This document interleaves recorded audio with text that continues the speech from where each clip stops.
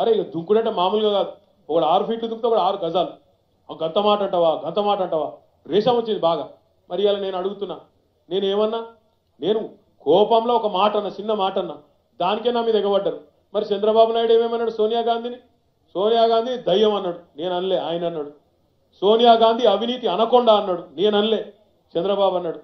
Sonia Gandhi Italy mafia అన్నాడు, నేను అనలే, మీ దోస్తు చంద్రబాబు అన్నాడు. ఇలా ఇజ్జత్ లేదా మరి? ఇజ్జతు, మానం, సిగ్గు, రేషం ఏమైనా ఉన్నదా మరి? గాయనతో పోయి పొత్తు పెట్టుకుంటారు. ఆయన నాకు తెలియక అడుగుతా, మీరు ఒక మాట ఆలోచన చేయాలి. ఏ చంద్రబాబు నాయుడు అయితే తెలంగాణ రైతుల నోట్లో మట్టి కొట్టే ప్రయత్నం చేస్తున్నాడో, ఆ చంద్రబాబు చేతికే మన జుట్టిచ్చినాక అవుతుందా పని? కానిస్తాడా ప్రాజెక్టులు? ముందు కోనిస్తాడా తెలంగాణలో ఒక్క ప్రాజెక్ట్ అన్నా? మరి ఇలా గాయనతో పొత్తు పెట్టుకొని సిగ్గుమానం లేకుండా మళ్ళీ వచ్చి ఓట్లు అడుగుతారట. ఆలోచన చేయాలి. ఇది నేను మళ్ళీ ఎమ్మెల్యే అయితందుకు అవుతున్న ఎలక్షన్ కాదు. నేను మళ్ళీ మీరు ఆశీర్వాదం ఇస్తే, దయదలిస్తే, మళ్ళా సిరిసిల్ల ప్రజా దీవెనతోని, మీరు పెట్టే ఆశీర్వాదంతో మళ్ళా ఎమ్మెల్యే అయితా. కానీ ఇది కేవలం నేను ఎమ్మెల్యే అయితందుకు జరుగుతున్న ఎన్నిక కాదు. ఈ ఎన్నికల్లో దయచేసి జాగ్రత్తగా ఆలోచించి ఓటేయాలి. పొరపాటున వాళ్ళకు ఓటేస్తే మన ఏదితో మన కంటిని మనమే ఒడుచుకున్నట్టు అవుతుంది. మన ప్రాజెక్టులు వద్దు అని మనమే వాళ్ళకి రాసిచ్చినట్టు అవుతుంది.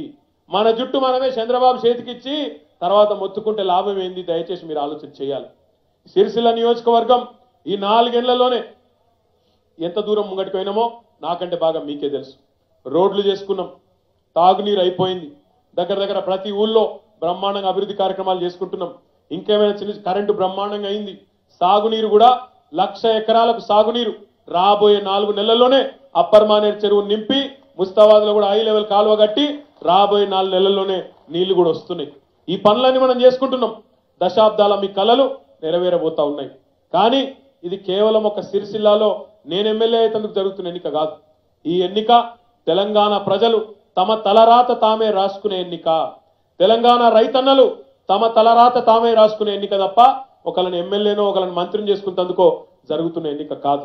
అందుకే మీ అందరికీ నేను దండం పెట్టి చెప్పేది ఒకటే, పొరపాటున కూడా డిసెంబర్ 7 తారీఖు నాడు తప్పిదారి కూడా కాంగ్రెస్ కో తెలుగుదేశంకో 4 ఓట్లు పడ్డా మళ్ళా వాళ్ళు నిలుగుతారు. మళ్ళా తెలంగాణలో కూడా మళ్ళీ ఆధిపత్యాన్ని చెలాయిస్తారు, మన వనరులు మనకు కాకుండా చేస్తారు. అందుకే మీ అందరినీ కోరేది, డిసెంబర్ 7 తారీఖు నాడు జరిగే ఎన్నికలో ముస్తాబాద్ మండలంలో అన్ని మండలాల కంటే ఎక్కువ మెజారిటీని ఇచ్చే బాధ్యత దయచేసి మీరు అందరూ తీసుకోవాలని చెప్పి ఈ సందర్భంగా నేను మీకు విజ్ఞప్తి చేస్తూ, మరి ఇంకా ఇప్పటికే మీకు ఆలస్యం అవుతున్నది.